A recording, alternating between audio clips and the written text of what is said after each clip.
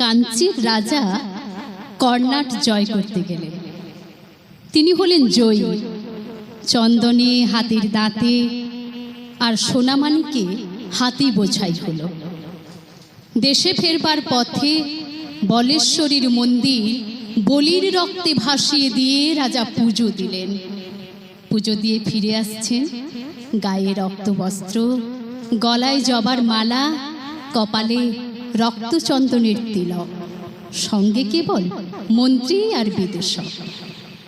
এক জায়গায় দেখলেন পথের ধারে আমবাগানে ছেলেরা খেলা করছে। রাজা তার দুই সঙ্গীকে বললেন, দেখে আসি ওরা কি খেলছে।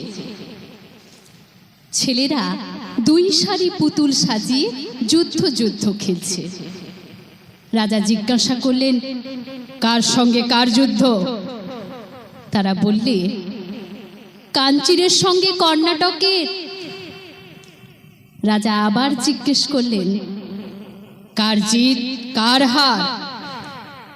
তারা বুক ফুলিয়ে বললে, কর্ণাটের জিত, কাঞ্চির হার। মন্ত্রীর মুখ গম্ভীর হলো, রাজার চক্ষু রক্তবর্ণ। বিদূষক হা হা করে হেসে উঠল। রাজা বললেন তার সৈন্যদের, একটা ছেলেকে গাছের সঙ্গে বাঁধো আর লাগাও বের। গ্রাম থেকে তাদের মা বাপ ছুটে এসে বলল, ওদের মাফ করো, ওরা ছেলে মানুষ, ওরা অবোধ, ওরা মাফ করো।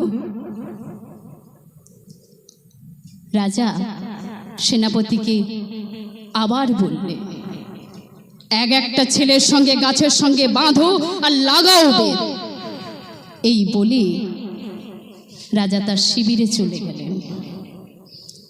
সন্ধেবেলায় সেনাপতি রাজার সম্মুখে এসে দাঁড়ালো। প্রণাম করে বললে, মহারাজ, শৃগাল কুকুর ছাড়া এ গ্রামে আর কারো মুখে কোনো শব্দ শুনতে পাবে না। মন্ত্রী বলে উঠলে, মহারাজের মান রক্ষা হলো। পুরোহিত বললে, বিশ্বেশ্বরী মহারাজের সহায়। বিদূষক বললে, মহারাজ, এবার আমাকে বিদায় দিন। রাজা বললেন, কেন? বিদূষক বললে, আমি মারতেও জানিনি, কাটতেও পারিনি। বিধাতার প্রসাদে আমি কেবল হাসতে পারি।